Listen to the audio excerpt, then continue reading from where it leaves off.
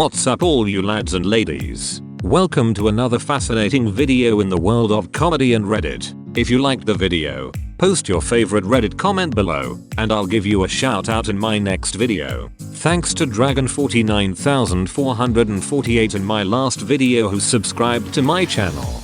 Hope you enjoy this video about things overheard while sleeping. What is the worst thing you've overheard while pretending to be asleep? That I was dying with meningitis, but jokes on the doctors, I'm still kicking. You ever live just to flex on the haters? Yeah, did it to the same doctor twice now. Third time lucky. My friends talking about going into my wallet later and steal my money, and then leave before I notice. I kick them out. Some friends hug. No wonder people at school think he's gay. My stepmom. My stepdad thought I was gay from the ages 16-19 based on the fact when I got my driver's license I wasn't out 24/7 chasing tail. I had people at my old job thinking I was a closeted gay because I didn't try to date or get laid with random women. Some people just have low X drives, you know. But no, it's like there's two sexual orientations. Frick everything that moves, and gay. Not me, but my wife heard her boyfriend having sex with her best friend. This was obviously long before we met. I was about to say what the frick. My mum and aunt talking, thinking 10-year-old me was asleep. Aunt, little Runzen Gooses is so cute. Mom, no, he's not very good looking at all. Had the same experience, but the difference was that I wasn't asleep and my mum said that in front of me. My mum having an affair with her fiance's best friend, who was married, in the same room that I was sleeping in. I was like 10 years old. Damn. Can't imagine that. Did that affect your relationship with her?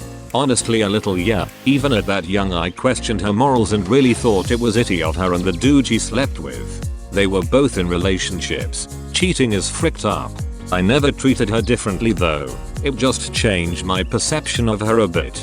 I've been physically abused and experienced some seriously toxic relationships before, but none of it compared to the amount of long-lasting pain and issues I experienced after finding out my best friend and partner were having an affair. That it is horrific. Don't feel too bad. My mum banged some random guy on my bottom bunk while I was on the top bunk. I was probably 8 or 9 at the time. I'm talking loud, vocal, crazy ex. Looking back I assume she was either wasted or just didn't give a it. Can't ask her now, because I haven't seen her since I was around 12-13. Anyway, just thought I'd share. Damn, that's rough.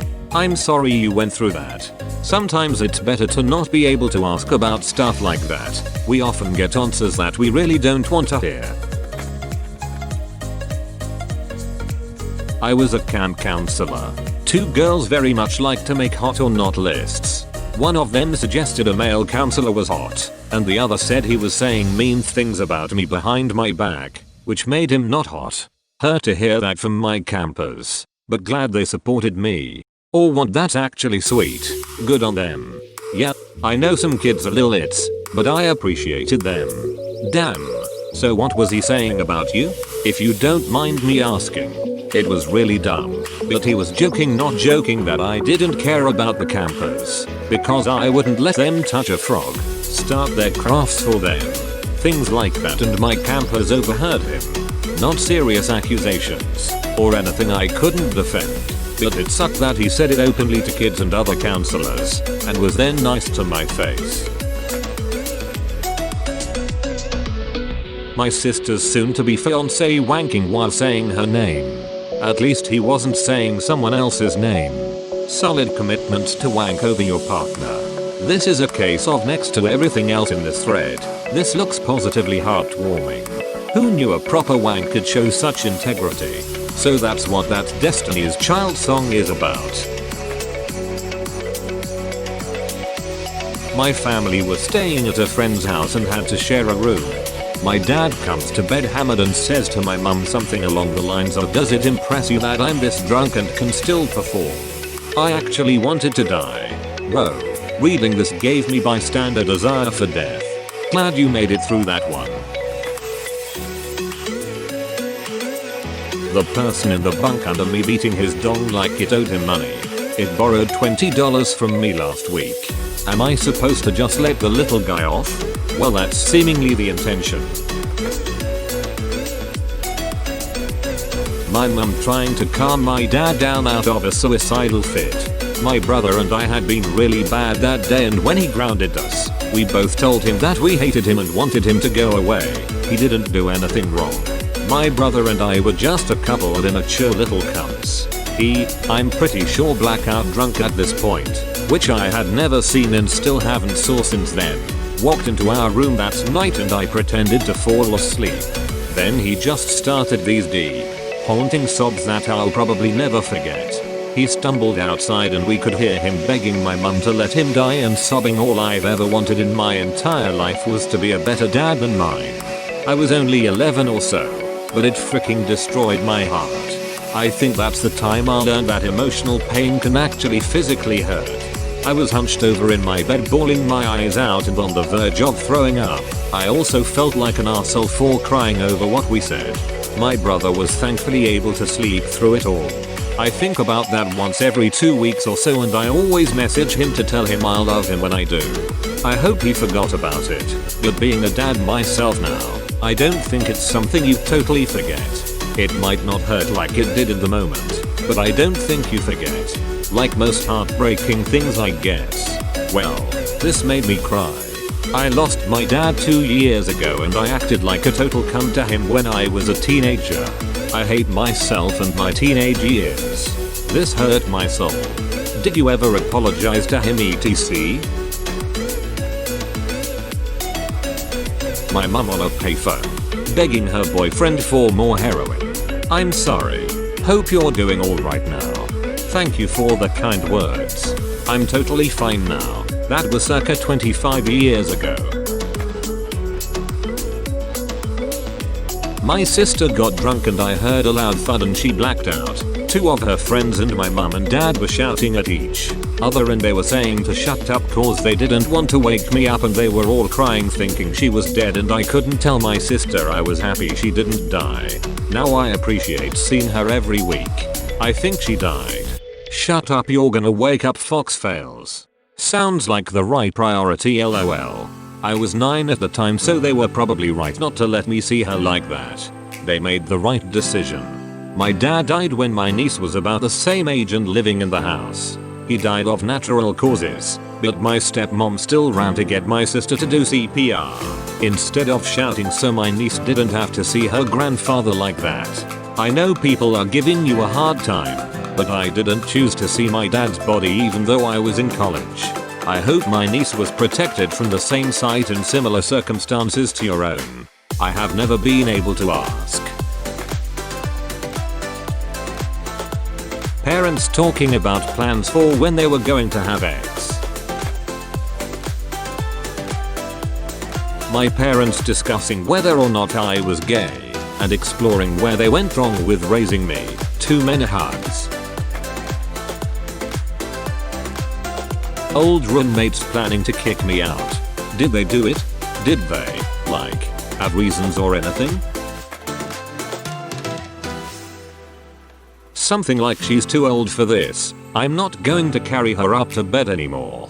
And that was the last time I was magically transported from the living room couch to my bedroom. Before I got divorced, was laying in bed late, 11 AM or so, on my day off, after a long string of I think 10 or so work days in a row.